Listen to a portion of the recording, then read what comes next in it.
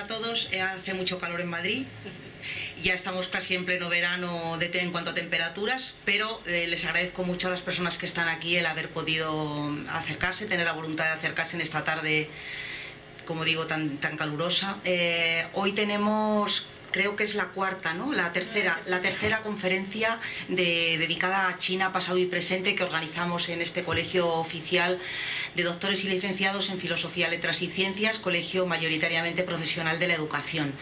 Hemos abordado China desde diferentes perspectivas. Iniciamos el ciclo de conferencias con una pregunta, ¿no? Si realmente China era una potencia para el futuro. Seguimos hablando en la segunda conferencia de China y su geografía. Nos hablaron de los desiertos, de las grandes diferencias de temperatura, de la construcción, la forma de sus ciudades, su tipo de población. Han sido unas conferencias muy interesantes. Yo estoy segura de que esta tarde vamos a seguir hablando de temas muy interesantes. En este caso vamos a hablar de la economía. Yo me preguntaba si podía iniciar esta intervención de presentación con una pregunta a la ponente, que espero que nos responda, que sería preguntarla si realmente podemos imitar a los chinos en cuanto a los negocios, podemos imitarlos o realmente nos imitan ellos a nosotros. ¿Qué podemos tener en común entre la forma de negociar, de hacer negocio, de llevar la economía de una cultura tan distinta como es la nuestra? La Asociación de Profesores de Asia Oriental, ¿es así? Licenciados, profesores licenciados, básicamente, busca precisamente establecer esos puentes, ¿no? Es la organización que ha coordinado y que ha propuesto esta serie de conferencias en la sede de este colegio profesional, y yo creo que ha dado sus resultados. El seguimiento en la página web de estas charlas hasta la fecha ha sido muy alto, y yo pienso que es un tema que deberíamos de retomar, porque son lazos que nos interesan desde todas las perspectivas. Y nada más, darles la bienvenida de nuevo a esta casa y felicitar a la coordinadora, desde luego, por el éxito de estas conferencias, ya sea de forma presencial o en red. Muchas gracias. Mi mérito no está en mérito, el mérito es de los ponentes que han venido. Las cosas como son. Bueno, muchas gracias por haber venido. Yo les presento a Raquel. Raquel Latorre es licenciada en Periodismo, licenciada en Estudios de Asia Oriental por la Universidad Autónoma de Madrid. Raquel es muy buena conocedora de China, donde ha estado residiendo por motivos de estudio y de trabajo.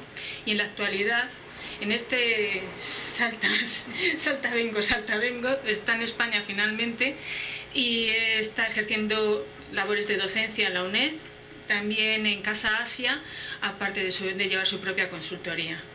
Hoy nos va a hablar pues lo que es la cultura empresarial china, y ya sin más dilación le paso la palabra. Gracias. Bueno, ante todo quería dar las gracias a ti, Alicia, por esta fantástica presentación. Gracias también al Colegio de Licenciados por darnos la oportunidad de transmitir o de intentar un poco a través de estas conferencias, intentar acercar estos puentes culturales entre China y entre España. Y vamos a empezar dando respuesta a esta pregunta que me lanzaban, de decir, ¿los chinos nos imitan a la hora de hacer negocios? ¿Somos los occidentales o los españoles los que imitamos a los chinos? Bien, no es una cuestión de imitar, pero sí es una cuestión de conocer la cultura de otro país. No solamente hablando en términos de China, sino cuando nosotros vamos a hacer negocios a cualquier país que tiene una cultura empresarial muy diferente a la nuestra, siempre es más que conveniente conocer cuáles son los códigos de esa cultura empresarial, puesto que nos va a dar una ventaja competitiva frente a otros posibles negociadores, y asimismo y también vamos a poder empatizar más con esas personas que pueden ser nuestros finales compradores o vendedores, etc. Lo que ocurre con la cultura empresarial china es parecido, pero nos resulta mucho más desconocido que otras posibles culturas empresariales, que por ejemplo nos pueden sonar más como las europeas o incluso las norteamericanas. Lo que vamos a tratar en la conferencia de hoy, voy a colocarme, a ver si estoy bien por aquí, estoy bien en plano, bien. Bueno, pues cojo herramientas. Lo importante es que se me escuche bien, se vea bien la presentación, se ve bien la ponencia. Bien, lo que vamos a tratar en la sesión de hoy, más o menos una horita, siempre me suelo extender un poco más. Cualquier duda, cualquier pregunta que tengan, no tengan ningún tipo de duda en levantar la mano y en preguntarme.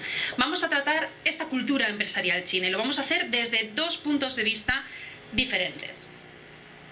Vamos a dividir la presentación en dos bloques. En un primer bloque vamos a hablar de lo que es la herencia cultural y la negociación en China. Lo voy a pasar un poquito más para acá. Perfecto. Herencia, cultura y negociación en China, donde vamos a tratar los rasgos socioculturales, estos rasgos que definen, siempre lo digo al principio de todas las conferencias, no me gusta generalizar. El 100% de los chinos no son iguales, no todos se comportan de la misma manera, ni todos siguen las mismas pautas, pero sí una gran mayoría en referencia a sus raíces culturales, a su herencia cultural. Es como si dijéramos que todos los españoles actúan de la misma forma. Cada uno siempre tiene sus peculiaridades, incluso por zonas dentro del mismo país. Mi compañero Manuel el otro día estuvo explicando las diferencias que la climatología y la geografía puede causar también en la población. Lo mismo ocurre en las formas de interactuar y en las formas de, por ejemplo, tratar el mundo de los negocios. Lo que vamos a tratar aquí son estos puntos generales, pero no quiero que salgamos con esta idea de todos los chinos se comportan de esta forma, porque podemos encontrarnos con situaciones que no siguen las mismas pautas. No es un abecedario, pero sí son unas indicaciones bastante útiles. Vamos a intentar contextualizar esta herencia cultural y, por supuesto, para ello tenemos que hablar de Confucio. Vamos a hablar un poquito someramente de lo que es el pensamiento chino, dos líneas. Vamos a entrar hablando del confucianismo y vamos a hablar un poquito de esta herencia confuciana que puede ser la base de esta cultura, una base, una cultura tradicional confuciana que se ha extrapolado, que se ha exportado a países de la zona, como por ejemplo Corea, como Japón, en otras vertientes. Y después, a lo mejor, haré una pregunta al público si creen que estas doctrinas confucianas que vamos a ver hoy se siguen utilizando hoy en día a la hora de hacer negocios. No me refiero ya a nivel sociocultural, sino a la hora de hacer negocios en China. Esto un poco para generar debate. Bien, después veremos conceptos básicos que es importante saber, así como la cultura de los negocios y las relaciones sociales y estrategias de negociación. Esto ya es más concreto, estas estrategias, si estamos haciendo un negocio en China, si tenemos una reunión en China, cómo debemos comportarnos, qué son las pautas que debemos seguir, qué debemos evitar, cuáles son los malentendidos que nos pueden surgir, etcétera. En un segundo bloque vamos a hablar más estrictamente de lo que es el protocolo de negocios. Este protocolo también se puede extrapolar no solamente a los negocios, sino a otras áreas, pero principalmente vamos a hablar de cómo debemos saludar, cómo despedirnos, cómo entregamos una tarjeta, por ejemplo, cuál debería ser nuestro lenguaje corporal en China, o no solamente en China, sino si nosotros aquí tenemos la posibilidad de establecer relaciones con una delegación china, o tenemos un negocio, o tenemos una reunión con una delegación china que viene de allí. ¿Cómo sería la forma correcta de comportarnos? O por lo menos saberlo. Esto no significa que tengamos que convertirnos en chinos, que tengamos que ser ellos, no. Pero sí que conociendo pequeños tips, pequeñas pistas de este comportamiento van a ayudar a que esa relación sea muchísimo más fructífera. Hablaremos también de los banquetes y de las reuniones, los obsequios, los regalos, es muy importante a nivel cultural. Los principales malentendidos y también, por último, unos consejos de protocolo general para que sepamos cómo actuar en cualquier situación. ¿De acuerdo? Bien, pues empezamos, sin más dilación, como comentaba, con los rasgos socioculturales. Vamos a hablar un poquito a nivel general, que no podemos olvidarnos que la civilización china es una civilización con una antigüedad, muchos chinos dicen de más de 5.000 años, no está documentado textualmente, pero sí que se ha repetido a lo largo de las conferencias, y yo también lo vuelvo a reiterar. El hecho de la civilización, de la antigüedad de la civilización, es algo muy importante para el pueblo chino, es algo que le legitima, le caracteriza, que le da es algo a lo que le dan mucha importancia. Entonces es considerable, es bueno saberlo, y en algunos casos, en algunos temas de conversación suele salir este tema de conversación de la antigüedad de la civilización china y de que se ha mantenido con unos estándares hasta hoy en día, y que eso es importante destacar. Asimismo, la civilización china es oficialmente atea en cuanto a religión, lo que es oficialmente atea. Sin embargo, está histórica y culturalmente influida por el confucianismo, que hablábamos, también el budismo y el taoísmo. Es capaz de asimilar y adaptar doctrinas e ideologías ajenas. Esto es muy importante. De esto también un poquito viene a relacionarse con el siguiente punto, que es el pragmatismo chino. Es decir, si vale, algo que nos puede valer, algo que puede venir de fuera y puede ser útil, se adapta y se utiliza. Si no vale, directamente se descarta. Y esto es lo que ocurrió con lo que es el budismo. El budismo no es una religión procedente de China, es una religión externa, es una religión extranjera que vino desde la India. Pero lejos de rechazar esta religión, se adaptó con características chinas y pasó a ser una de las religiones más importantes en China, y que también deja su granito de arena en la cultura y en las tradiciones y en la forma que tienen muchos chinos de actuar en el día a día. Y decimos que es extranjera. Esto es a lo que me refiero un poco con el pragmatismo, con que es capaz de asimilar, y estos conceptos nos van a venir muy bien a la hora de negociar en China. O sea, a la hora de decir, cuando vamos a hacer un negocio, cuando estamos a punto de cerrarlo, si es algo que a nuestro, por ejemplo, a nuestra otra contrapartida china le puede servir, puede ser útil, le puede venir bien, por mucho que a lo mejor no le guste demasiado, va a intentar adaptarlo, va a intentar sacarle ese provecho, hacerlo un poco a su manera y conseguirlo un poco, adaptarlo, lo que decíamos, ¿no? Este pragmatismo, adaptarlo. Esto es importante porque puede ser una estrategia, nos puede dar pistas. 4 rasgos a tener en cuenta para empezar a acercarnos a esta cultura. La tradición de sociedad agraria, esto en un principio. Es una tradición de sociedad agraria que esto, por ejemplo, es importante a la hora de el colectivismo, a la hora de la armonía, a la hora de hacer las cosas en común, a la hora de apoyarse los unos en los otros, y también, vamos a hablar más en detenimiento de esto, las relaciones sociales, las relaciones familiares, las relaciones que podemos tener con otras personas de nuestro entorno o de entornos lejanos, la importancia de las relaciones. Tiene mucho que ver con esta tradición de sociedad agraria donde la ayuda se hace también en común, se hace en una sociedad agraria donde dependes muchas veces pues de situaciones externas que pueden no ser demasiado favorables, y entonces contamos con la ayuda de los que tenemos cerca, contamos de la ayuda de otras personas, se hace todo de forma colectiva, etcétera, ¿no? Asimismo, Confucio y la moral es muy importante, por supuesto, a la hora de crear estas bases socioculturales. El idioma chino. El idioma chino es algo muy a tener en cuenta, primero porque va a resultar una barrera inevitablemente a la hora de hacer negocios en China. Es una barrera que no es tan fácil de solventar, porque por un lado habría que aprender chino, y por otro lado, no solamente aprendiendo chino, hay que tener muy buen chino para negociar en chino. Aún así, es importante también destacar que el idioma es muy importante para la población china, y tal, como decíamos antes, la tradición, la antigüedad china, la civilización china es importante para ellos. El idioma viene a colación con esta antigüedad y con esta tradición. Entonces es muy bueno, por ejemplo, hablar 2 o 3 palabritas en chino, o sencillamente saber o conocer de la antigüedad del idioma chino, o qué son los caracteres, o qué significa un carácter determinado. Esto, por ejemplo, va a ayudar mucho a la hora de entablar estas relaciones. Desconfianza. Siempre este punto es algo que muchas personas también tienen un poco en la mente, ¿no? Que los chinos son desconfiados, que desconfían mucho a la hora de hacer negocios. Sí, es algo que la desconfianza está latente, entonces lo que hay que hacer es ganar confianza. Lo que hay que hacer es que la contrapartida china confíe en lo que se puede hacer en común, en el negocio. Están más preocupados por el medio que por el fin. Esto también es importante. Importa más el proceso que conduce al objetivo que el objetivo en sí mismo. Esta idea, por ejemplo, es importante tenerla en cuenta, puesto que muchas negociaciones quizá se van a alargar en el tiempo.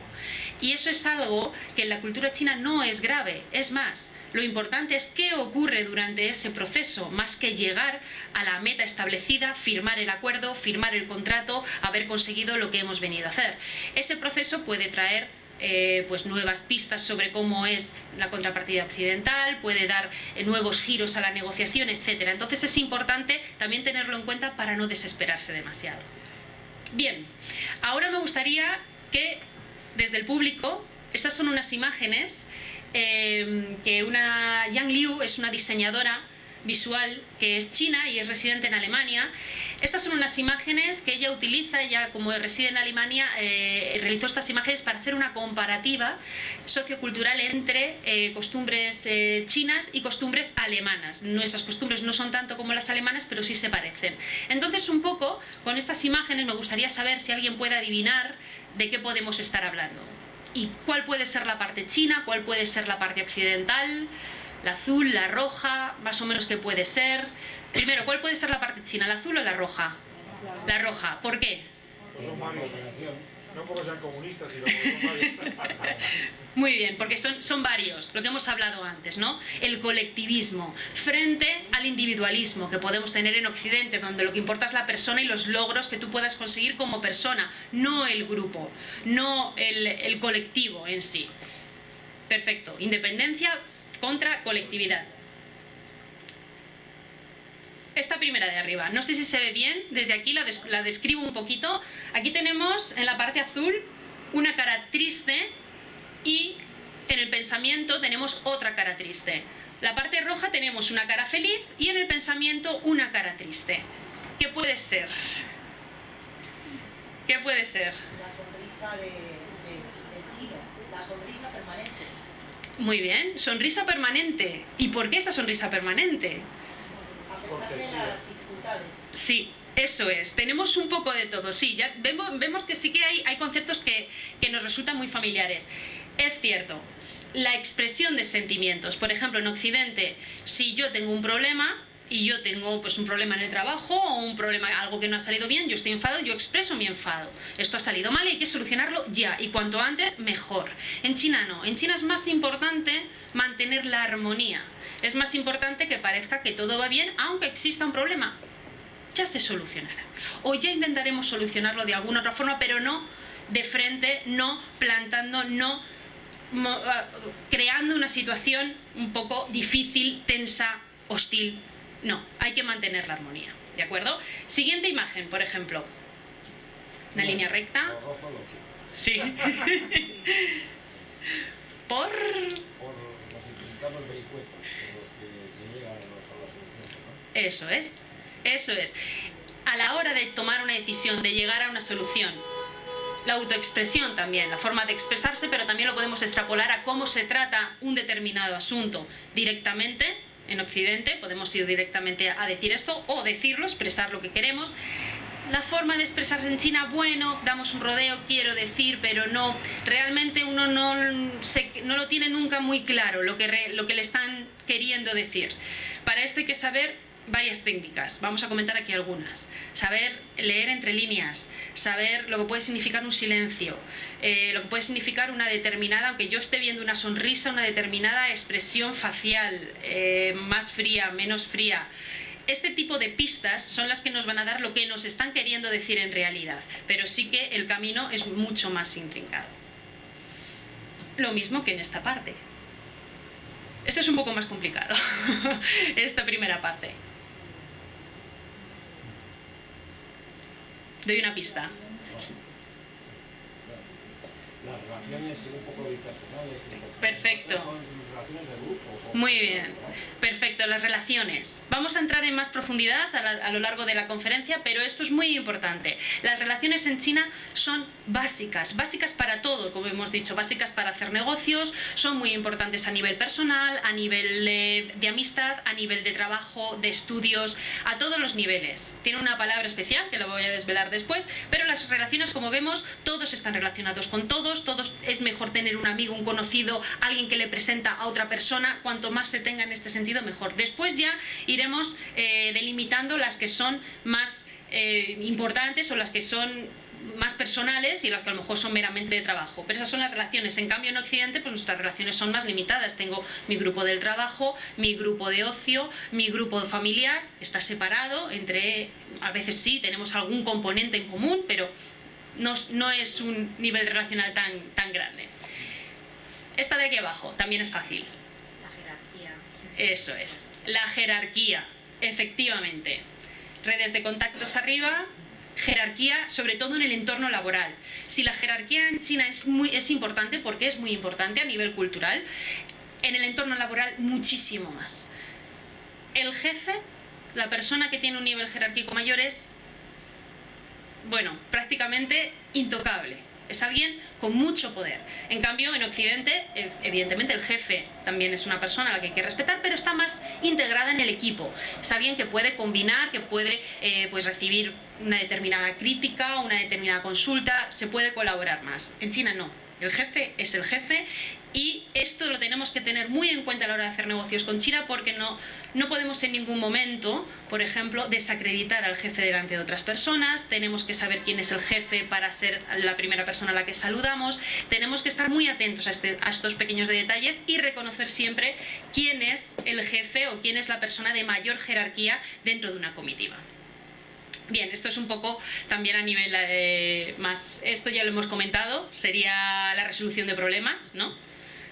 Que pasamos en Occidente por el problema y en China se da como un rodeo, ¿de acuerdo? Y finalmente, nos podemos imaginar, más o menos, ¿qué sería? Esto es más a modo de broma, porque es verdad que está cambiando, y está cambiando mucho. ¿Cómo esperar en una fila? Básicamente sería básicamente como esperar en una fila. Es cierto que está cambiando, sobre todo a raíz de 2008 de los Juegos Olímpicos en China. Esto está cambiando mucho y hay mayor tendencia a esperar filas en China. Sin embargo, esta segunda imagen todavía es la que podemos encontrarnos en una estación de autobuses, de trenes. Cada vez que vamos a comprar cualquier cosa, la cola en China es a ver quién puede llegar antes, llegar primero y demás.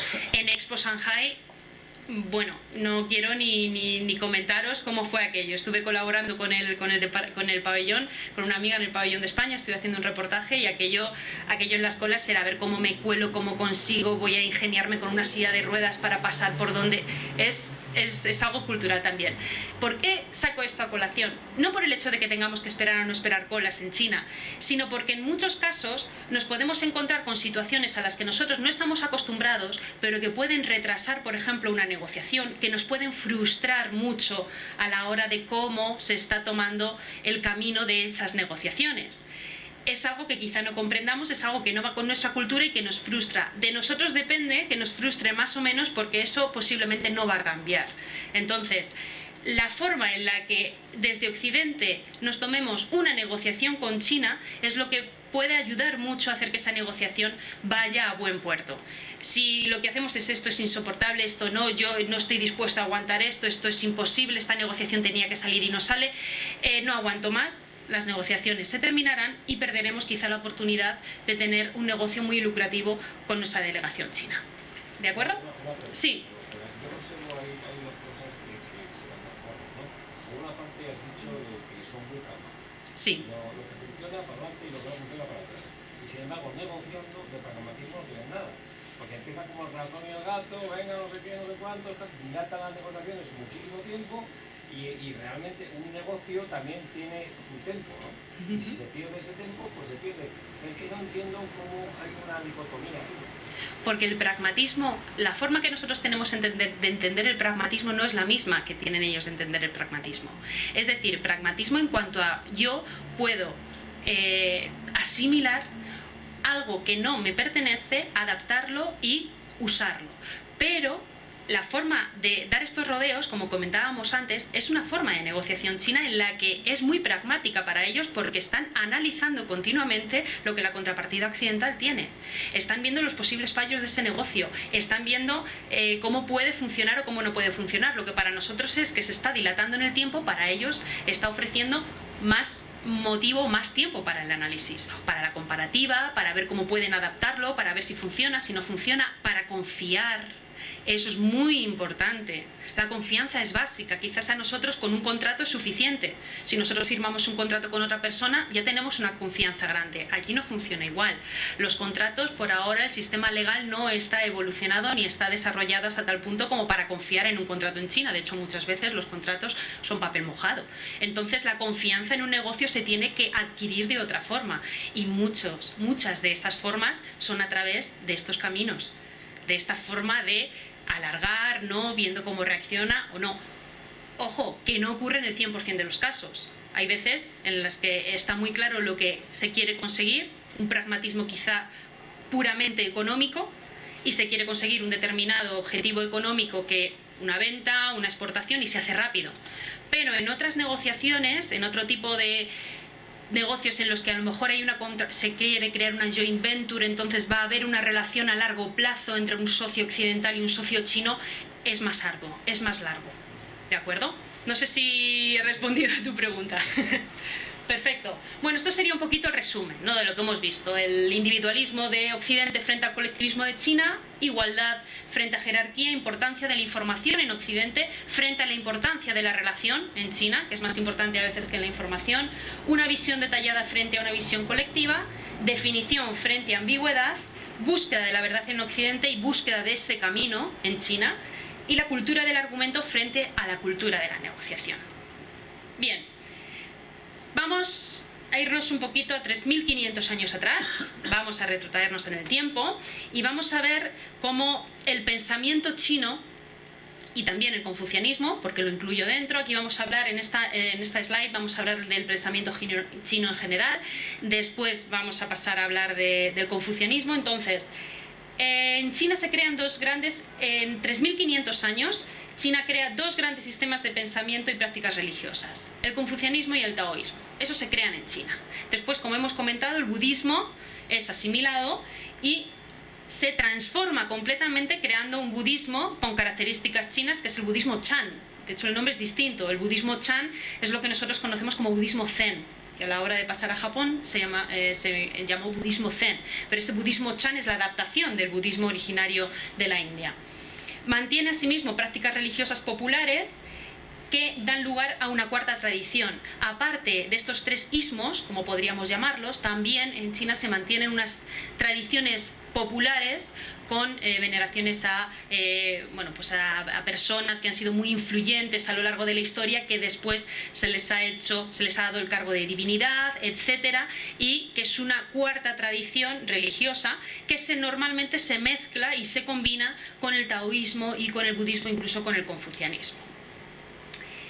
El destino del pensamiento chino también va unido a las dinastías. Por ejemplo, en el momento en el que Confucio, que vamos a entrar ya directamente de Confucio, en el 551 al 479 antes de nuestra era, fue la época en la que vivió Confucio, y su apuesta era una apuesta firme por el hombre.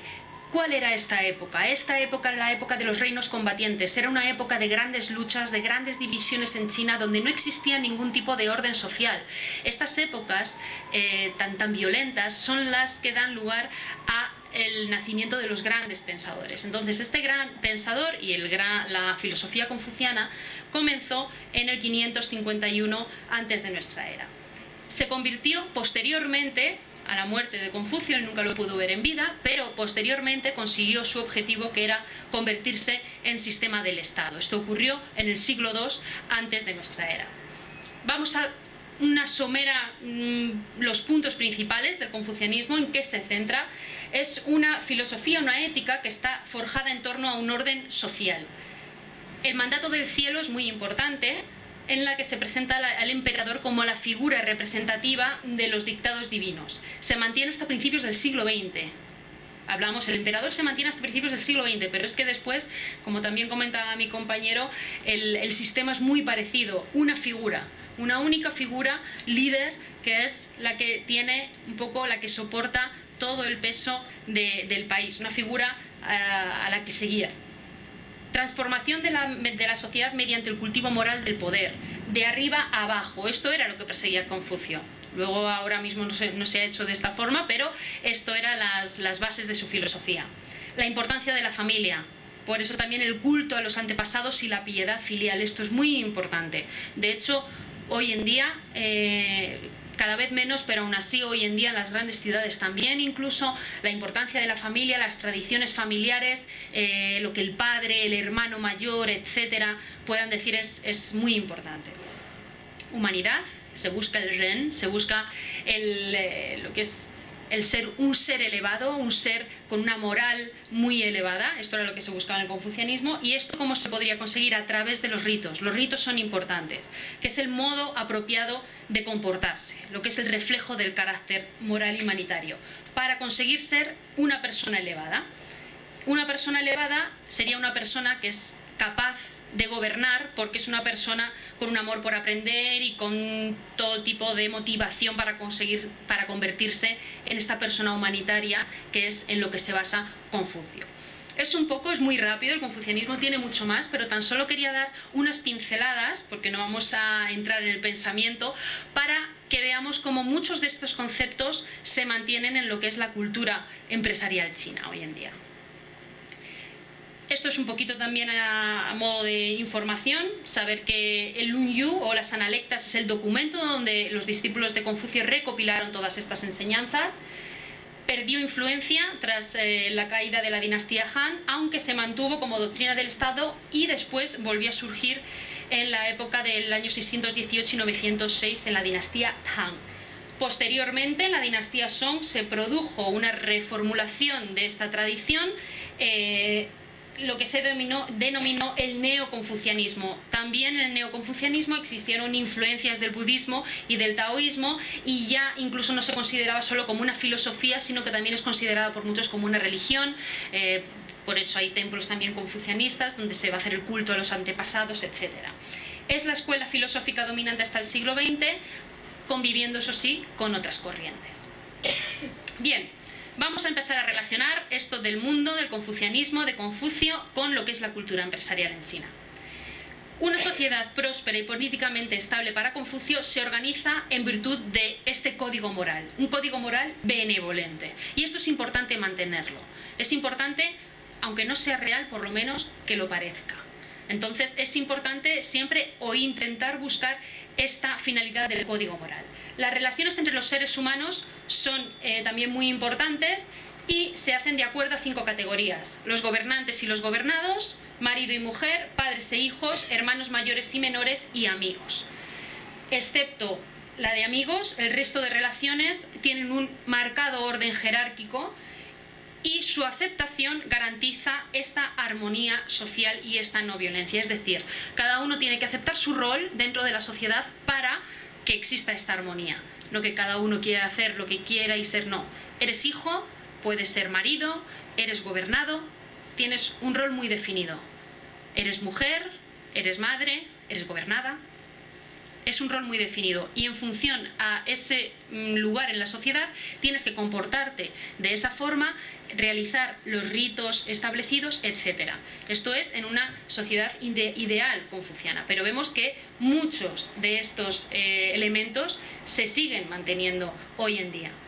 La hija, el padre, el respeto al jefe, el respeto al presidente, al gobierno, mezcla de respeto y miedo en algunos casos, respeto muy profundo en otros. Todo esto sigue existiendo y es importante tenerlo en cuenta. Bien, conceptos que debemos saber. Estos conceptos son importantes, ya entramos directamente en la cultura empresarial. Conceptos que debemos saber cuando hablamos de cultura empresarial china y también de cultura en general. El primero, el que comentábamos antes, vamos a hablarlo más en profundidad a continuación. Guanxi. Guanxi significa relaciones. Es una palabra que en China es una palabra china, pero que incluso fuera de China, en Occidente, ya está siendo una palabra como muy conocida. Ya empieza a ser una palabra que suena mucho. Decir guanxi, tienes un guanxi, tienes alguien que conozcas en este sitio, tienes una persona, tienes algún contacto en este sitio. Sería como nuestro equivalente a los contactos. Conoces a alguien, pero en una dimensión mucho mayor. El guanxi para China es mucho más importante que un simple contacto, que si tienes algún conocido en una determinada empresa, en un determinado lugar. Mianzi, cara. Mianzi significa cara.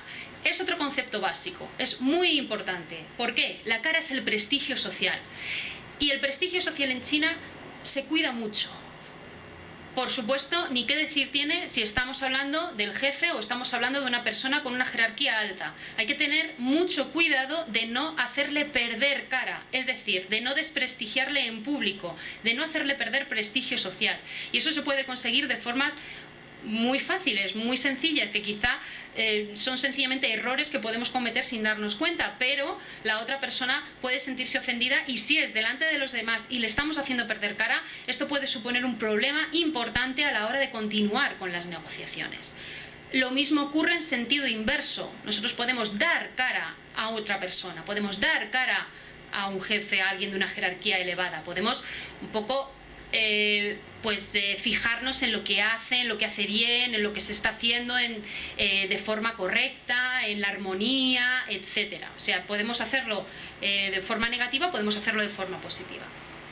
El resto de conceptos también es importante conocerlos, pero no son tan básicos como estos dos que acabo de tratar.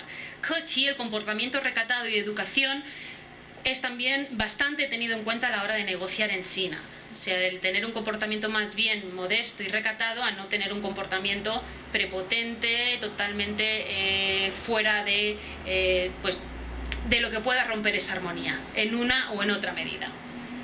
Renqing, intentar ayudar a otros a hacer favores, humanidad.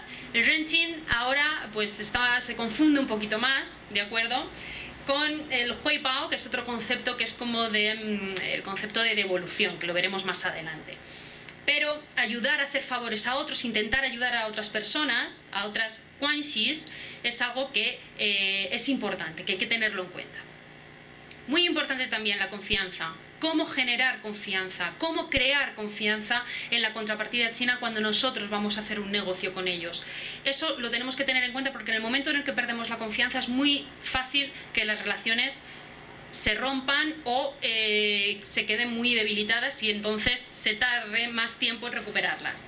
El intermediario es una persona importante que puede hacer que nuestras guanxis, nuestras relaciones, tengan más confianza en nosotros desde un primer momento. Es decir, si a nosotros nos presenta una persona de confianza, nos presenta a otra persona en China, esta nueva relación va a tener más peso desde un principio que si no existiera este intermediario. Lo mismo, importante también, relacionado con el prestigio social, está el estatus social. Es importante también, para China es muy importante definir en qué estatus, incluso perseguir un estatus social elevado. Armonía interior, para un poco también en la línea de la armonía, de mantener esta armonía a nivel externo e interno. El ahorro, que ahora cada vez el ahorro ya va bajando un poco más, pero antes el ahorro era muy importante, pues esta tradición que también decíamos de sociedad agraria. Recordamos, no solamente la tradición de sociedad agraria, sino hasta hace pocos años realmente ¿cómo decirlo?, el sistema social chino, las ayudas sociales que pueden existir en China son muy pocas. Entonces en personas enfermas o en personas que estén en una situación de riesgo, es muy importante tener dinero, el ahorro del dinero, incluso para la educación de los hijos. Es muy importante ahorrar, porque era la única forma de dar una buena educación a los hijos para que estos pudieran progresar más. También a niveles de salud. La seguridad social es muy limitada, entonces una enfermedad grave, una operación urgente requiere de un gran desembolso de dinero. Por lo tanto, la idea del ahorro se ha mantenido hasta hace muy poco, se sigue manteniendo, pero hoy en día está todo cambiando muy rápido, también por la entrada de las redes sociales y la entrada del comercio electrónico y de las nuevas tecnologías, que está motivando y está haciendo que el consumo en China se esté desarrollando de forma muy rápida. También es una de las medidas que persigue el gobierno, aumentar el consumo interno para no depender tanto de la exportación a países extranjeros, o sea, de la exportación y de la exportación sobre todo para su desarrollo económico. Entonces, estos conceptos algunos están cambiando.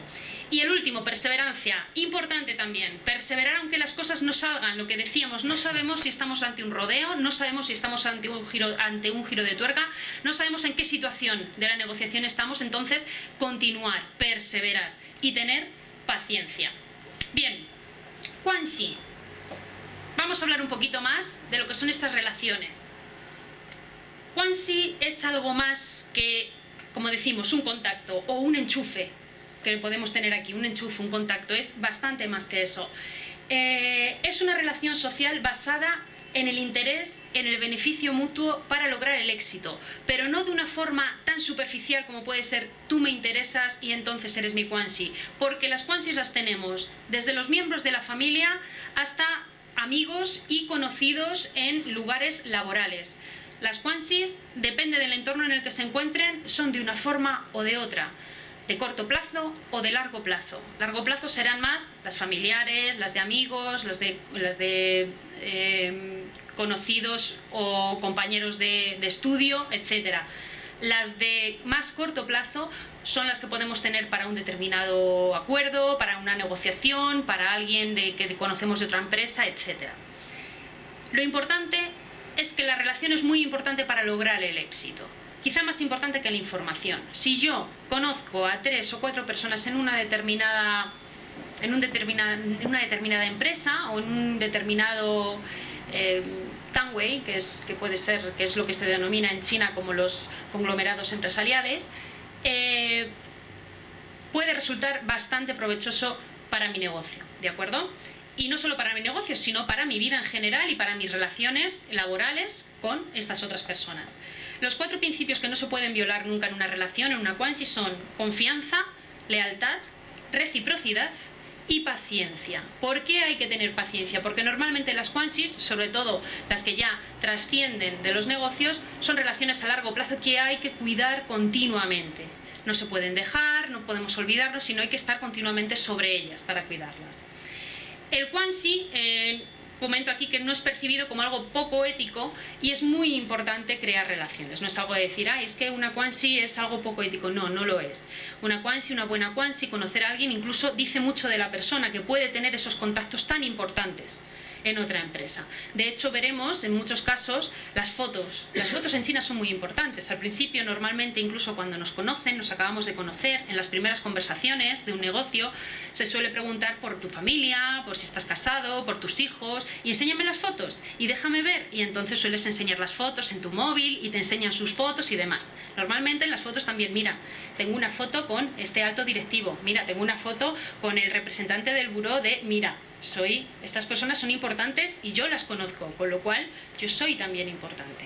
Es un poco esta idea, con lo cual esto lo tenemos que tener en cuenta, que no nos choque, sobre todo cuando nos pidan que enseñemos fotos de nuestra vida privada, y por otro lado saber que es muy importante para ellos saber nosotros con quién nos relacionamos, quiénes son las personas a las que conocemos, etcétera. Y quizá nos tomen más en serio si tenemos una foto con algún cargo importante español o con alguna persona de relevancia, etcétera. Bien. ¿Cómo mantenemos estas Quanxis? ¿Cómo generamos confianza? ¿Cómo nos comunicamos? Sobre todo en estos casos, estoy hablando, por ejemplo, con una contrapartida china, ¿no? Un posible socio chino, y nosotros, dadas las diferencias culturales y el lenguaje, la construcción de confianza es muy importante, porque puede haber malos entendidos por conceptos sencillamente culturales o incluso por fallos del idioma.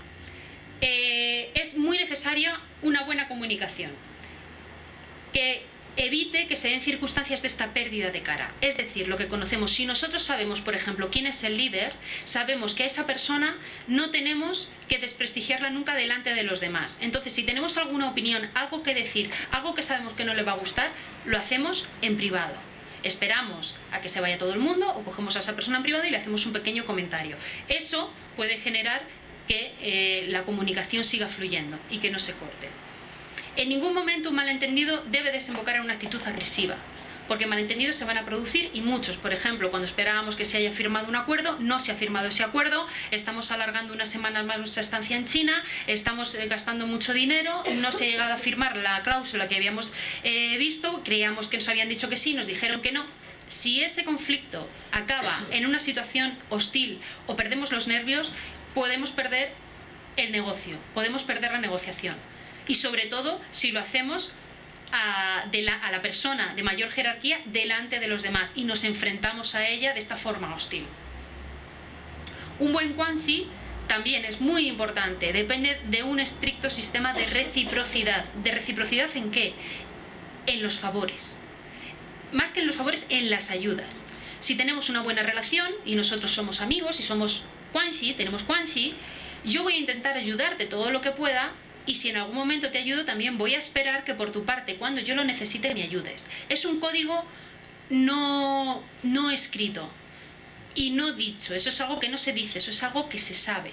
Entonces, esa persona espera que en un momento determinado, si lo necesita, la otra persona por lo menos intente hacer todo lo posible por devolverle ese favor. Si eso no ocurre, aquí lo que puede ser considerado como, pues bueno, un fastidio y vaya, y en fin, y que te sienta algo mal, allí es una ofensa grave. y puede romper incluso una Guanxi para siempre. Bien, ¿por dónde empezamos cuando negociamos? 3 pilares: relaciones, crear Guanxis; paciencia, tenemos que tener paciencia en las negociaciones y también para la creación de Guanxis; y cultura, saber cómo crear esas Guanxis, saber cuándo tenemos que tener realmente paciencia, cuándo perseverar y cuándo no. Esto es desde la primera conferencia que hice hace ya tiempo, y además que fue también con Culturasia, la hicimos hace, ya no me acuerdo, 7 años, 8 años, 8 por allá. en la Universidad Autónoma de Madrid. Me acuerdo que fue con lo que comencé la confianza. Es un refrán chino, un chenyu, es un dicho, es Ruxian Shui Shu. Básicamente es: donde fueres, haz lo que vieres. O sea, allá donde vayas, adáptate, haz lo que veas. En China, este dicho es un poco como nuestra premisa principal.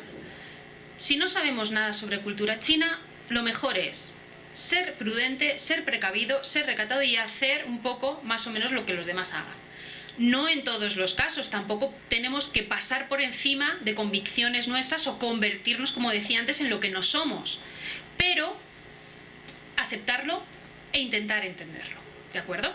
O sea, no intentar imponer lo que nosotros hemos aprendido, o decir esto no se hace así, en los pasos de cebra hay que respetarlos, el coche tiene que parar y yo me quedo aquí en el paso de cebra y que pare el coche porque tiene que parar. No, estamos en China, estamos en otro país, con otras costumbres, con otra cultura, y los coches no paran en los pasos de cebra. Y es algo que tenemos que saber y que tenemos que por lo menos acostumbrarnos para que no nos resulte demasiado frustrante, porque no vamos a cambiarlo, y si intentamos hacerlo podemos ofender a esas personas, porque nosotros somos los extranjeros allí. Igual que cuando ellos vienen aquí, también se intentan adaptar a nuestras costumbres en ese sentido, aunque no las compartan, se intentan adaptar. Se intentan adaptar a los semáforos, evidentemente ahora ha cambiado todo mucho, no es como antes, pero sí es cierto que yo, por ejemplo, los negocios que he hecho con personas no de la capital, de las grandes capitales chinas, sino de las zonas de interior, de segundas y terceras ciudades, las costumbres siguen estando muy arraigadas y son costumbres muy poco occidentalizadas en ese sentido. Entonces, cuando ellos vienen aquí, notan también el choque cultural e intentan adaptarse. Pues lo mismo un poco, hacer lo mismo cuando vayamos allí. Este libro, si tienen la oportunidad de leerlo, es muy interesante y es el código de los negocios en China. También está extrapolable a Asia. El arte de la guerra de Sun Tzu. Es un libro de estrategia militar, es un libro de guerra, pero que todos los enunciados de este libro son aplicables al mundo de los negocios. Y de este libro se aprende mucho, por ejemplo, a cómo identificar los silencios, a cómo saber si la otra persona está analizando o está atacando o está perdiendo el interés, o lo que quiere es que cambiemos el rumbo de la negociación, etc. Este libro aporta muchas pistas. Aspectos que un hombre chino de negocios valora mucho en, por ejemplo, su contrapartida occidental: el cumplimiento de las reglas del protocolo, el conocimiento y el respeto de las costumbres y el interés por su cultura y idioma. Cuando me refiero al cumplimiento, cuando hablo del cumplimiento de las reglas del protocolo, no me refiero a estar nerviosos, tensos, diciendo este protocolo es muy estricto, voy a meter la pata, entonces no, porque no es un protocolo tan estricto. Eso sí, si conocemos, con que conozcamos algunas partes, algunos puntos, van a ser muy valorados. Así como las costumbres, por ejemplo, las comidas, los banquetes, que vamos a ver ahora, y el interés por cultura e idioma es muy importante, una muy buena forma de empezar una conversación en los primeros contactos y que es muy valorada. Sobre todo también si conocemos algo del idioma o conocemos algo de la cultura. No quiero pararme mucho en cuanto al idioma, pero lo que sí quiero destacar es que la importancia del idioma, los años de antigüedad, que sea una de las escrituras de las grandes civilizaciones antiguas, la única que sigue viva, de lo que es los jeroglíficos, la escritura cuneiforme, los ideogramas Harappa, los Chiakuwen chinos, que son los primeros caracteres que se realizaron en caparazones de tortugas y en huesos, eran utilizados como ritos adivinatorios allá por la dinastía Shang, hace miles de años, más de 3000 años. se sigue manteniendo. No en la misma forma, evidentemente el carácter ha evolucionado, pero sí es el mismo concepto. Caracteres, que cada carácter tiene un significado y que combinándose varios caracteres pueden dar lugar a nuevos significados. Pero este tipo de escritura que no tiene nada que ver con nuestra escritura occidental. Es importante y para ellos es muy remarcable. Se sienten muy orgullosos de su escritura y de su idioma. Si nosotros alabamos esta escritura, este idioma, estamos dando cara a la cultura china y entonces estamos haciendo que la relación comience con buen pie. Esto, por ejemplo, sería una buena forma de dar cara no solamente a una persona, sino al conjunto de personas con las que estemos hablando si son de nacionalidad china. Esto es un poquito las impresiones previas, ¿no? Cuando empezamos a negociar, impresiones previas que podemos tener un empresario occidental frente a un empresario chino. Por la parte occidental, la sensación de tratar con empresarios, por ejemplo, poco claros, que son indirectos, que en algunos casos incluso parecen ineficientes, porque si yo he dicho esto y lo he pedido hace 2 semanas, ¿por qué todavía no está hecho? Pero vamos a ver, ¿pero esto por qué ocurre? Por otro lado, ¿qué es lo que piensa el empresario chino? Que el empresario occidental es excesivamente agresivo, impersonal, fácilmente irritable.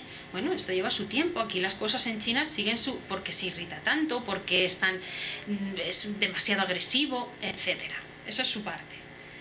Por la parte del empresario occidental, fama de chinos como mejores negociadores del mundo, que analizan profundamente todas las operaciones. Por la parte china, muchas veces piensan que el empresario occidental es categórico y muy hablador, demasiado hablador. Dice muchas cosas, promete muchas cosas y luego al final todo se queda un poco en nada, ¿no? Esto es algo también a tener en cuenta. Cuanto menos hablemos, pero digamos las cosas que podemos hacer y no lo que puede ocurrir, somos líderes del mercado, nuestro producto es el mejor de todos. Esto se da aquí, esto es muy normal. O sea, todos son líderes del mercado en todos lo que se hace en Occidente. Allí es mejor decir lo que se puede hacer, qué tipo de producto, qué tipo de negocio se puede llevar a cabo de forma clara, concisa y sin hablar demasiado. Por ejemplo, los chinos no suelen dar pronunciamientos definitivos. Esto es importante. Un no, no, esto no es así. O un sí, sí, sí, por supuesto, lo hacemos ahora. Es muy raro que se dé. No dicen sí ni no. Todo es bueno, vamos a verlo, en fin, tiene buena pinta, podemos seguir mirándolo, consideramos que, y cuando decimos no, hay que pensarlo, dar otra vuelta, etcétera. Con lo cual tenemos que adivinar cuándo es un sí y cuándo es un no, porque directamente no nos van a hacer estos pronunciamientos que en Occidente sí es como no, por aquí no paso, vamos a cambiar esta cláusula, ya. Esto es diferente en China. Bien, hablábamos del colectivismo, ¿de acuerdo? Un poco, relaciones sociales, ¿cómo nos relacionamos con estas guanxis? El colectivismo y el espíritu de grupo. Es importante saber que aunque el colectivismo, lo que es tomar las decisiones en grupo, hacer todo en grupo, se da en China, no estamos hablando de trabajo en equipo. Es decir, se dan varias reuniones hasta llegar a un consenso, pero no son reuniones en las que todo el mundo aporta ideas, se produce un brainstorming y entonces sale algo de 1 o 2 reuniones y ya está todo solucionado. No. Se dan varias reuniones, se hace otra con otro departamento, después otra nueva reunión, otra nueva reunión, otra nueva reunión, hasta llegar al jefe, al alto directivo. ¿Esto qué ocurre? Ralentiza la negociación. ¿Esto qué puede suponer en la contrapartida occidental? Nervios, frustración, pero bueno, pero tanto tiempo pero si esto en una reunión se soluciona. Sí, pero no es una reunión en la que se compartan opiniones, es una reunión en la que se comentan determinados casos y después hay una persona que decide. Es importante tenerlo en cuenta para que la paciencia y el esperar se nos haga más llevadero porque entendamos qué es lo que está ocurriendo. Eso sí está cambiando en generaciones más jóvenes, porque las personas que ahora son nuevos directivos de empresas con mucho éxito, muchas de ellas pues tienen 30 y pocos, 40 años, han estudiado fuera, ya tienen han estudiado en el extranjero, en Occidente, en Estados Unidos, en Europa, etcétera, y tienen otra mentalidad a la hora de hacer negocios y esto está cambiando. Por eso digo que no nos vamos a encontrar en el 100% de los casos con este tipo de situaciones. Las redes de contactos, ya lo hemos explicado. De larga duración, no limitada a una transacción, con reciprocidad para conseguir esa larga relación y confianza y lealtad. Confianza y lealtad es lo más importante para mantener una guanxi. En el momento en el que pierden la confianza porque quizá no hemos devuelto un favor o porque le hemos hecho perder cara a esa persona o porque hemos hecho algo que le ha traicionado su confianza, perdemos ese guanxi. Jerarquía. ¿En qué nos puede afectar la jerarquía a la hora de hacer negocios? Bueno, es muy importante. A nivel empresarial, la marcada jerarquía lo que crea son estructuras verticales. El poder según el rango de la persona. Ralentización de tiempos. Al mismo tiempo esto se traduce en burocracia, lentitud de procesos, lentitud de toma de decisiones. No hay iniciativa individual para solución de los problemas. Por lo tanto, si estamos a lo mejor a distancia entre España y China y hacemos una llamada de teléfono al representante o al directivo de esa empresa en nuestro mismo nivel, no nos va a dar una solución automática. Va a tener que consultarlo. No esperemos que todo se produzca de forma tan rápida. No hay discusiones constructivas entre diferentes capas de empresa, etcétera. Importante en cuanto al prestigio, lo que ya hemos comentado, evitar la confrontación directa para no dañar la reputación o la dignidad ajena. Asimismo, como mantener la armonía. Evitar en todo momento la confrontación directa, por ejemplo, enfrentándonos a nuestra contrapartida de China diciendo esto no era lo que hemos dicho, esto no puede seguir así, etcétera, etcétera. Todo esto intentar evitarlo. ¿De acuerdo? Temas de conversaciones en las primeras reuniones. Por ejemplo, los primeros contactos, estamos empezando a hacer negocios. Suelen girar por la parte china, en estas primeras reuniones, al perfil de la empresa, el año de creación, número de empleados, el rango de los interlocutores, para saber ellos también con quién están tratando, qué rango tienen, qué clase de directivos son. Así ellos catalogan y dicen, este es el jefe, este es el segundo, este es el tercero, para tratar a cada persona dentro del rango jerárquico. Muy importante, las cenas, las comidas. Las cenas y las comidas sirven para generar esta confianza, para crear estos vínculos dentro de la relación que pueden hacer que el negocio sea más positivo, sea más fructífero. Lo que nosotros conocemos también aquí como las comidas de empresa, allí se lleva a un nivel superior. O sea, las comidas y las cenas son importantes para conocer realmente de quién estamos hablando, lo que decíamos antes, ¿no? La relación importa más casi que el tipo de proyecto, porque puede ser un tipo de proyecto muy bueno, pero si no confían en la persona con lo que lo van a realizar, intentarán hacerlo, pero con otras personas, ¿de acuerdo? Es muy importante en este punto el poseer un buen material de promoción y también una buena traducción al chino de todos los materiales. Aunque las reuniones se suelen hacer en inglés, hay muchas personas dentro de una reunión que no conocen, no saben inglés, entonces es importante que los materiales estén en chino y que no se deje todo el peso al intérprete, porque también en estos casos es muy peligroso contar con un intérprete. Hay que saber perfectamente lo que está diciendo, si es el sentido que nosotros queremos darle, si no. Y es importante conocer un poco de chino o saber un poco de chino para saber hasta qué punto el intérprete está haciendo bien su trabajo, pero quizá no esté entendiendo el sentido que nosotros queremos dar a una determinada frase. Bien, estrategias de negociación. Vamos a ver cómo vamos de tiempo. Me quedan 15 minutos. Bien, importante, esto ya lo hemos hablado, usar un lenguaje claro es básico y en todas las reuniones, conciso, concreto y claro. Terminar la reunión con un resumen es muy importante para saber que todo ha quedado claro. Normalmente suelen hacer varias preguntas. Por la parte china suelen hacer varias preguntas y preguntar varias veces lo mismo. En ningún momento tenemos que decirle a la persona, esto ya me lo ha preguntado antes, esto ya lo hemos hablado. Las preguntas reiteradas sobre el mismo tema es para aclarar y para saber que se ha quedado bien claro, porque son culturas muy diferentes. Si nosotros señalamos, esto ya lo ha preguntado usted antes, le estamos haciendo perder cara. ¿De acuerdo? Entonces intentemos no hacerlo en este sentido. Ser persistente, aunque una relación o una negociación parezca que se congela, nosotros es bastante probable que en un momento posterior, pasado el tiempo, se pueda volver a retomar, porque quizá se ha congelado por algún motivo que desconocemos. Entonces, en algunos casos sí las relaciones se rompen y no hay manera, pero en otros casos se suelen retomar. Ser persistente es importante. Humildad, astucia. Y lo de sonreír en momentos más críticos, ¿no? De el momento en el que estamos a punto de tener un enfrentamiento, sonreír y mantener esa armonía.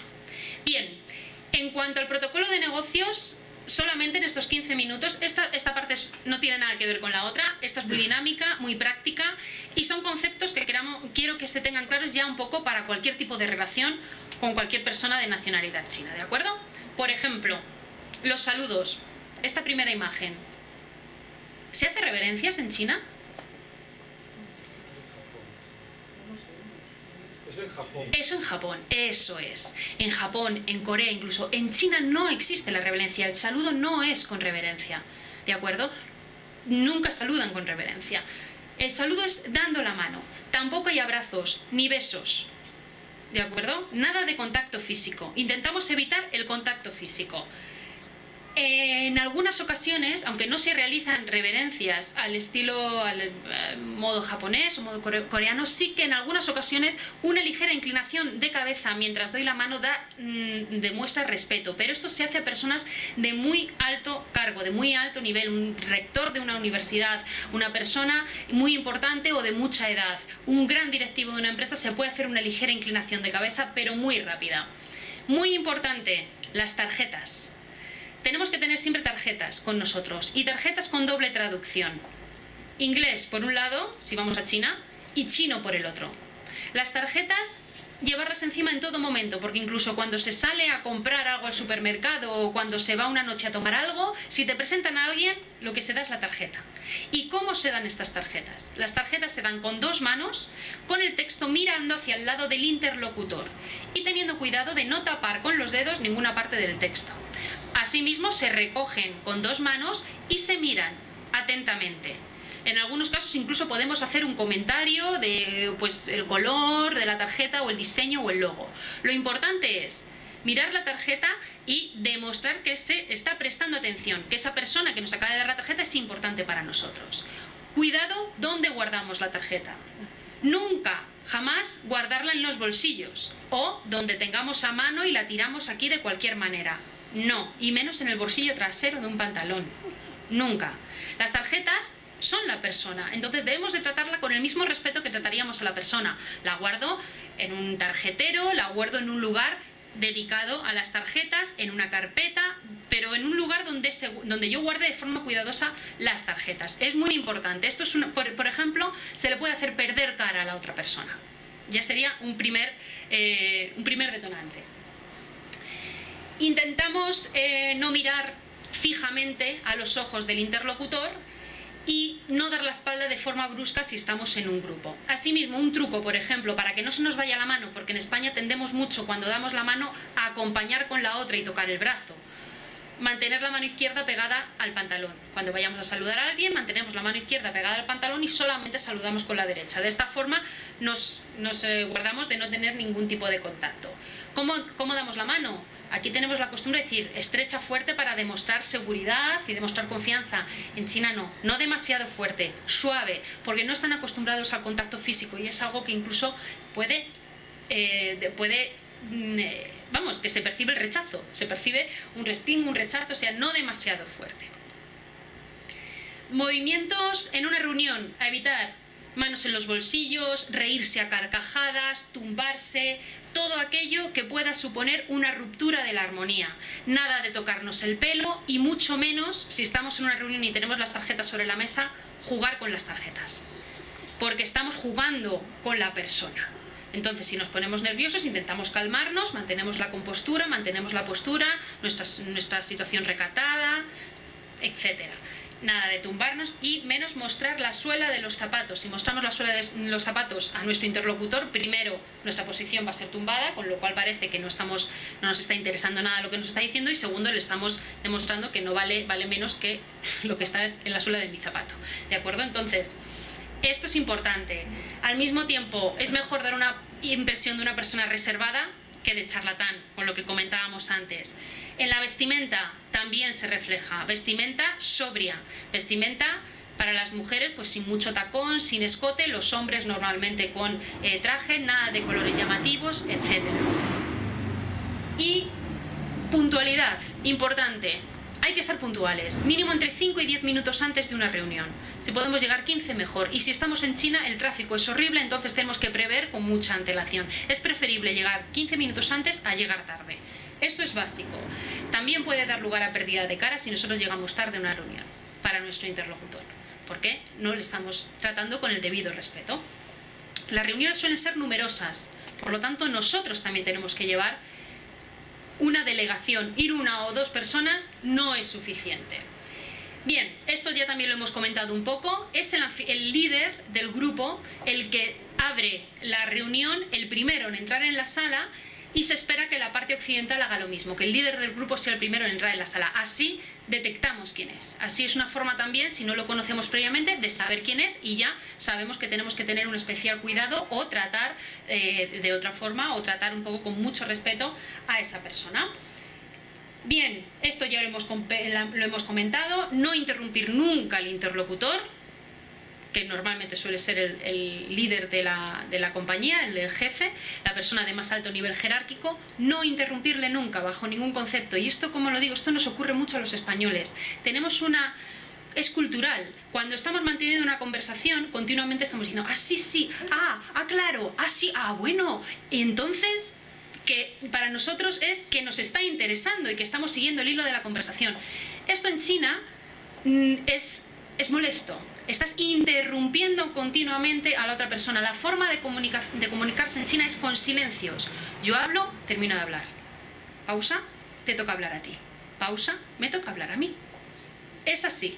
Nada de interrumpirnos. Esto también puede hacerle perder cara a nuestro interlocutor. Bien, importante, no poner reuniones entre las 12 y las 2. Es la hora de la comida. Y no tomar nunca un asentimiento como una afirmación. Es decir, entonces ¿están ustedes de acuerdo con lo que estamos? Y, qué bien, va a firmar. No. Te está entendiendo lo que estás diciendo. Es su forma de no interrumpirte, pero continuar con la conversación. Entonces, por eso normalmente en las reuniones se repiten tantas veces las preguntas y se repiten los mismos hechos, para que quede bien claro qué es lo que es sí y qué es lo que es no, porque no hay síes ni noes. Entonces, cuanto más repitamos, más podemos llegar a la conclusión de lo que ha salido en esa reunión. Bien, en cuanto a banquetes, tenemos que saber que son muy importantes. El invitado principal se sienta frente a la puerta y a su izquierda el anfitrión. El anfitrión sirve la primera pieza de comida al invitado, y los banquetes son básicos para generar estos lazos de confianza, para crear estas relaciones. En los banquetes es muy importante beber alcohol. Los banquetes y el beber alcohol van asociados, y si nosotros no bebemos alcohol debemos especificarlo al principio del banquete y decir, no bebo alcohol por motivos de salud, porque no me sienta bien, etcétera. Si no, vamos a tener que beber alcohol.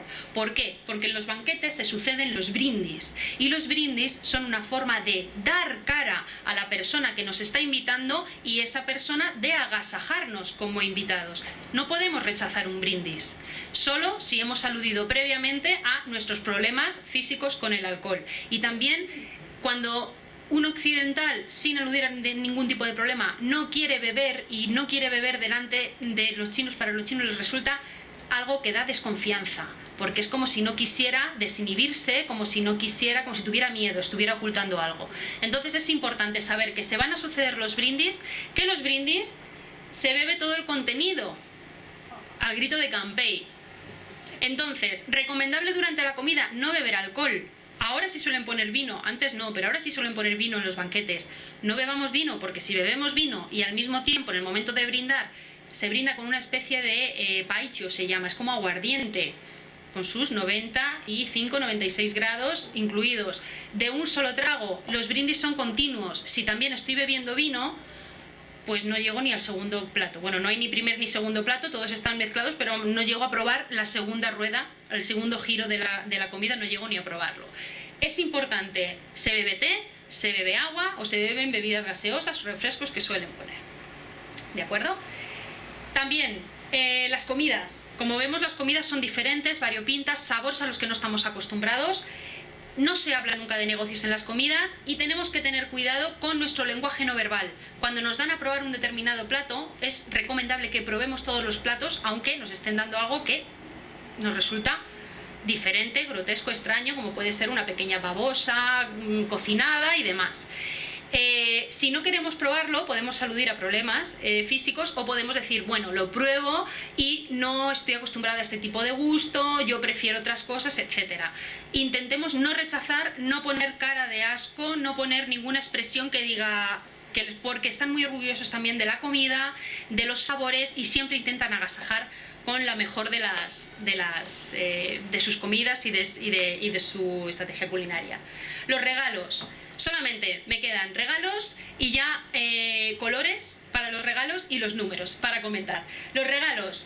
Es importante hacer un regalo, un pequeño detalle. Cuando empezamos una negociación, hacemos un pequeño detalle corporativo. Pero también cuando esa relación la relación que estamos teniendo por las comidas, por los brindis, por que ya nos contamos sobre nuestra vida y demás, va evolucionando. Un pequeño regalo, un pequeño detalle. No estoy hablando de comprar algo de mucho valor, pero sobre todo detalles del país de origen, que no pongan Made in China, eso sí, pero un abanico rojo, algo así parecido, son muy valorados y son pequeños detalles que se tienen en cuenta. Buenos regalos, por ejemplo, positivos, alcohol bueno, de calidad, pues un vino francés o una botella de alcohol de buena calidad, un bolígrafo elegante, que no sea de tinta roja, por favor, sellos, etcétera. Regalos negativos, tijeras y cuchillos. Por ejemplo, se puede llevar perfectamente, a alguien se le ha podido ocurrir llevar un cuchillo o una espada de Toledo, que es fantástica, muy famosa y con un metal. No intentemos hacer este tipo de regalos. Relojes de pared tampoco, tienen connotaciones relacionadas con la muerte, el tiempo que te queda para morir. Y sombreros verdes, tiene una connotación muy específica y esto puede resultar muy raro. Decir, si yo no voy a regalar un sombrero verde nunca, podemos regalar sin querer una gorra verde. Por ejemplo, hace un tiempo me comentó, bueno, esto no me ocurrió a mí, le ocurrió a una compañera, que una delegación vino de chinos a la Junta de Andalucía y, por supuesto, como estaba en Andalucía, les dieron a todos una gorra verde. Es una connotación que es negativa porque el sombrero verde se relaciona con la infidelidad de un marido que le han sido infiel. Entonces, evidentemente, la gorrita verde pues fue un poco un chasco. Estos son pequeños detalles que hay que tener en cuenta a la hora de hacer regalos para no meter mucho la pata. Y luego quería explicar qué es el honpao. Honpao, yo no sé si lo han visto alguna vez, son estos sobres rojos. El honpao literalmente es un sobre rojo, hong es rojo, pao es como bolsa, sobre, donde se introduce dinero. Normalmente estos sobres se regalan en Año Nuevo, en cumpleaños, en bodas, en comuniones. Pero en algunos casos a niveles de negocios pues también hay sobres en todas partes, por lo que vemos. Importante respecto a los regalos, ser discreto a la hora de entregarlos, insistir varias veces porque a la primera no lo van a aceptar, dar los regalos con las dos manos, regalar obsequios del país de origen, regalar flores también y el envoltorio. Que estén envueltos muy cuidadosamente con un envoltorio bonito, con colores, a ser posible color rojo, color dorado, ¿de acuerdo? Los regalos, que tengan un envoltorio muy bonito. Es un poco el consejo a la hora de dar regalos.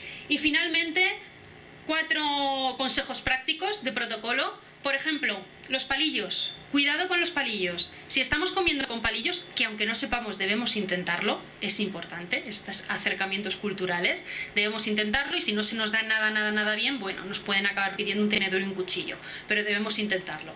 Si ya manejamos los palillos, no dejarlos nunca de forma vertical sobre el bol de arroz, tampoco dejarlos en paralelo sobre el bol, ¿de acuerdo?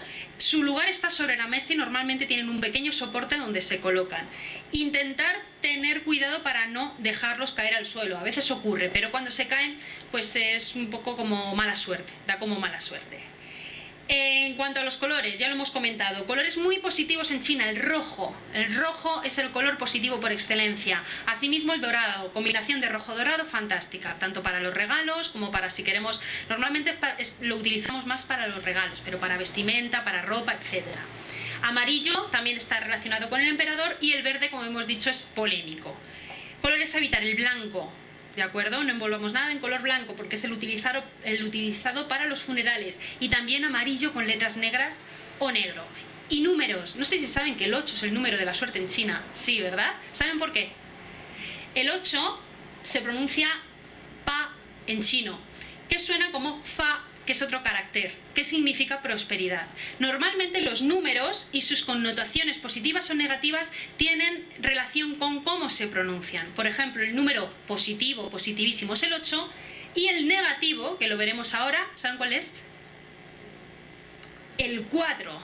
El 4 es el número de la mala suerte por excelencia en China. Nadie quiere tener un 4 en su número de teléfono móvil ni en su matrícula de coche. De hecho, en muchos edificios, tanto en Shanghái como en Pekín, cada vez menos, pero en edificios no tan antiguos, de construcciones de hace 50 años o 40 años, no existe el piso 4, ni el 14, ni el 24, o sea, en el ascensor van 1, 2, 3, 5, 6, 7, 8, así. No existe el número 4. ¿Por qué? Es un número muy negativo. Es un número, por ejemplo, en el que nunca deberíamos poner una reunión. El día 4 del 4 sería el peor día para poner una reunión en China. Y el día 1 del 4 también sería muy malo. El 4, ¿por qué es tan malo en China? El número 4 se pronuncia zi en chino. Y la palabra muerte se pronuncia zi. El carácter no tiene nada que ver y la pronunciación varía en el tono. En el número 4 es cuarto tono y en la muerte es tercer tono. Pero el sonido es muy parecido, con lo cual es como si estuviéramos hablando de muerte. Por eso se evita el número 4. El 13 tampoco es muy popular, pero el 4 es el peor. Y luego hay combinaciones de números, como decía. Por ejemplo, el 14, el número 1, una forma de pronunciar el número 1 en China es yao, cuando se pronuncia como número de teléfono. Yao también es el verbo querer en China. Si yo digo 14 es como que quiero morir. Yao si. Yao si sería. Sería como que quiero morir. Es un poco, esta es la relación que pueden tener con determinados números. Normalmente las combinaciones de números no es tan grande como los números en sí. Si yo voy a hacer un regalo, intentar que no sean 4. No regalo 4 flores, ni 4 tazas, ni 4. Intento que sean 6, que sean 9, y si son 8, fantástico. Y hasta aquí hemos llegado. Que me he pasado un poquito del tiempo, lo sé, siempre me pasa con el protocolo. ¿Alguna pregunta? ¿Algo que queramos matizar un poquito más? Sí. Sí. Y esto, ¿qué plazo mínimo puede esperar, por ejemplo, una pyme española que quiere invertir desde que llegan allí hasta que obtienen ya la luz verde para su proyecto? Uf. Una horquilla. Una horquilla. No hay tiempo delimitado. No hay tiempo delimitado. Hay conversaciones, por ejemplo, que se pueden alargar durante años. Y algunas depende del tipo de producto, depende del lugar donde se vaya a hacer esa... Porque no es lo mismo en Shanghái que, por ejemplo, en Zhengzhou o que en Chongqing. No es lo mismo en una ciudad costera china, en una de las grandes ciudades, que en una ciudad interior. El tipo de producto que se va a vender, el tipo de empresa o de relación que se quiere hacer. No es lo mismo una joint venture que sencillamente buscar un socio chino, un colaborador chino. No es igual el tipo de papeles. Entonces podemos ir, ya digo, de negociaciones de años hasta negociaciones de 2-3 meses. O sea, el mínimo sería 2 meses.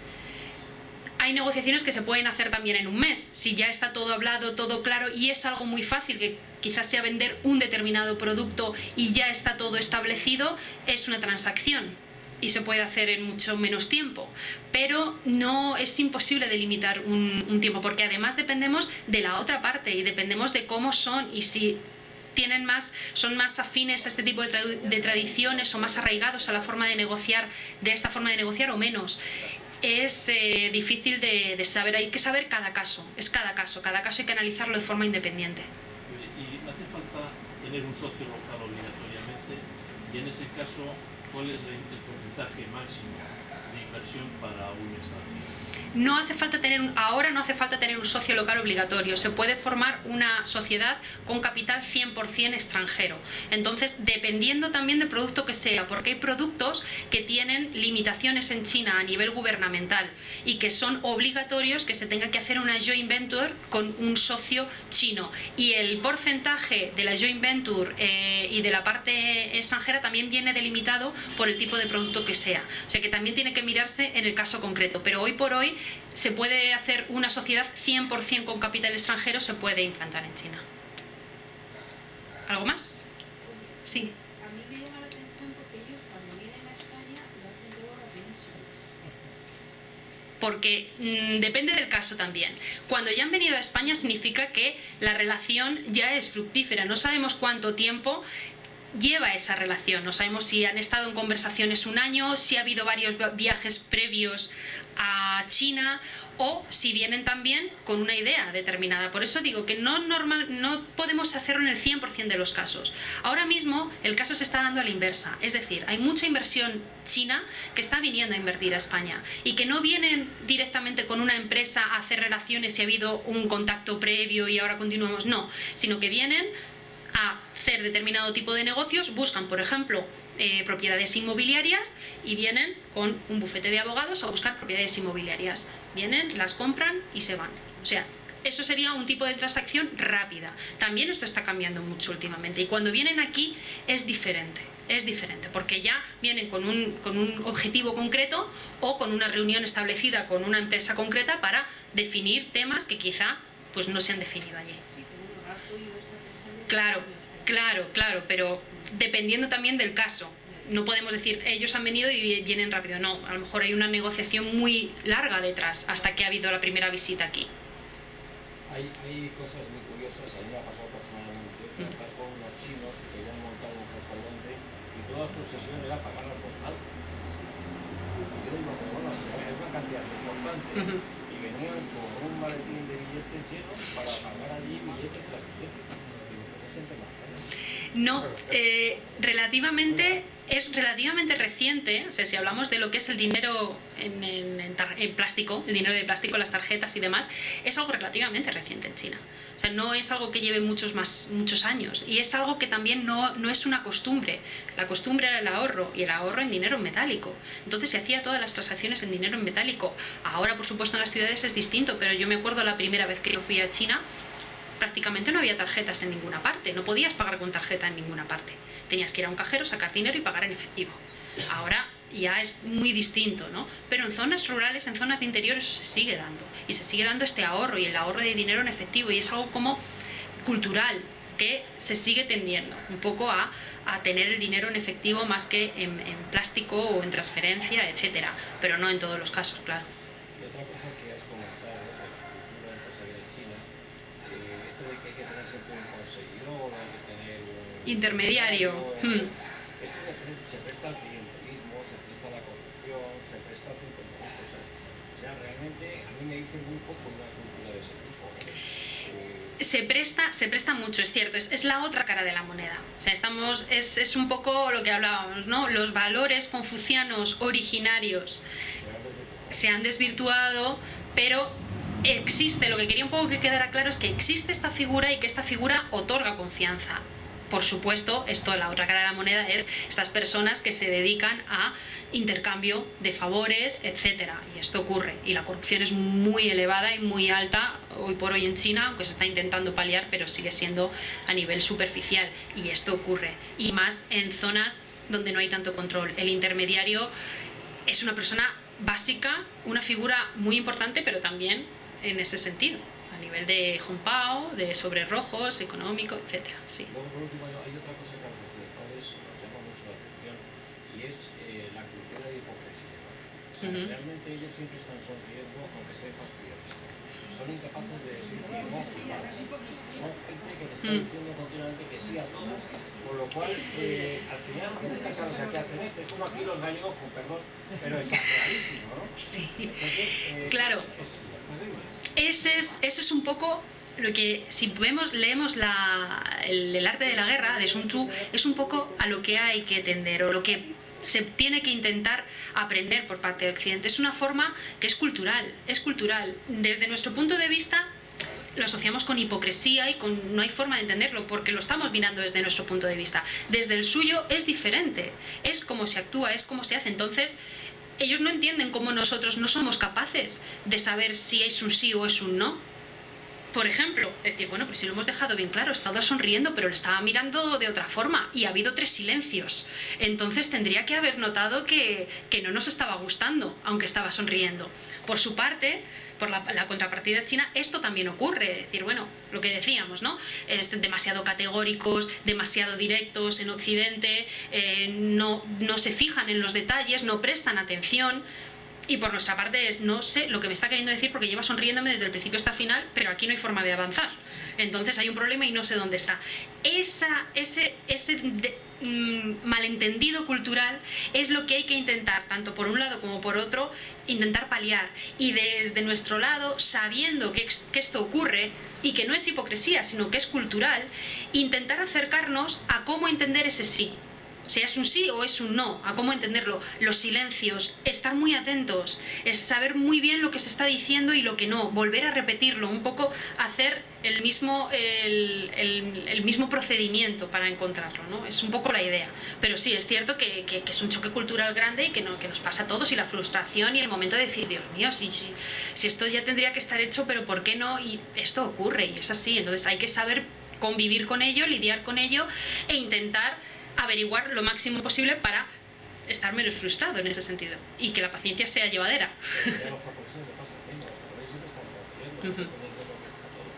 Eso es una base confuciana, es una base de moral confuciana, es una base de esa armonía, no hay que romperla. Solo hay que entenderlo y jugar un poco en ese campo de batalla. Es una cosa contraria a lo que está diciendo, porque por un lado en las relaciones son muy sonrientes, pero por ejemplo tú vas a una tienda o un restaurante y tienes muchas oportunidades de que sean antipatiquísimos. Sí, eso también puede ocurrir, pero es diferente el grado del que estamos hablando. No es lo mismo en este sentido que estamos negociando como a partes iguales que cuando entras en un restaurante o entras en una tienda, y eso también es un poco a nivel personal, a nivel de cada momento, porque entras en otra tienda y también te tratan de una forma amabilísima, con muchísima hospitalidad, etcétera, y otras veces no. Pero el trato va más allá del decir, el romper la armonía. No se rompe ninguna armonía, es un trato de cliente trabajador y ya está en ese sentido. Sí, eso ocurre mucho también allí. Sí. Oye, esto en las inversiones occidentales, ¿cómo son las relaciones con el personal local, con el personal chino? ¿Se conservan los usos y valores occidentales o las empresas occidentales han adoptado con función incluso el principio chino casi de la máxima explotación?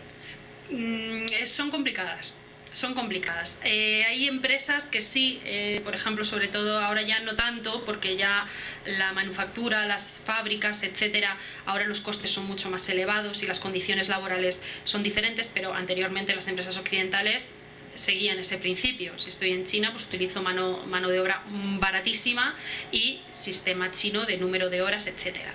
Pero eso, por ejemplo, ahora mismo no ocurre tanto. Como digo, las empresas occidentales ya no les resulta tan rentable ir a China para sacar producto, y en el tipo de negocios, en el tipo de relaciones que se están haciendo ahora empresariales, cuando una empresa contrata personal local, normalmente son condiciones adaptadas a China, que no son las condiciones occidentales, pero no son condiciones explotadoras.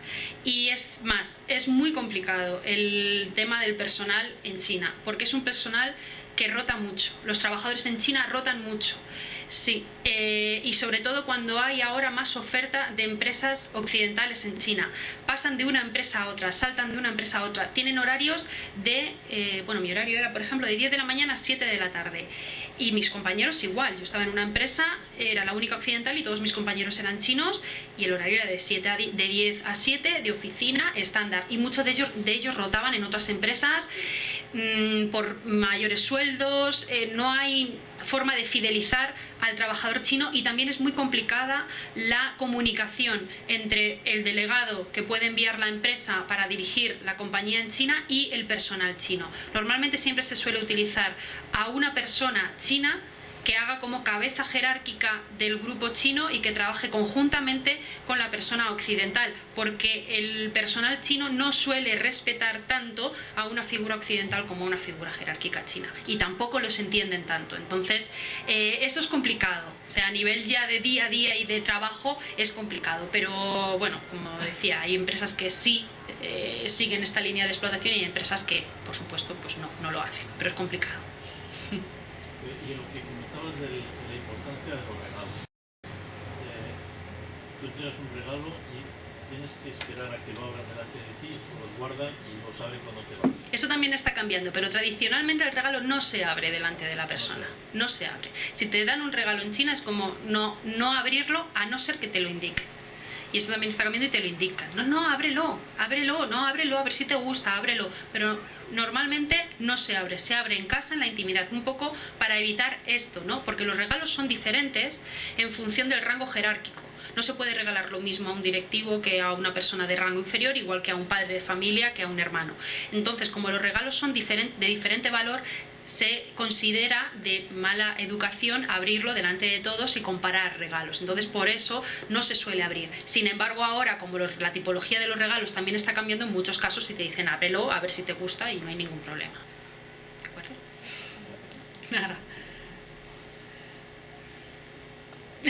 ¿Alguna pregunta más? Bueno, que nos hemos ido casi, a las 9 prácticamente. Muchas gracias.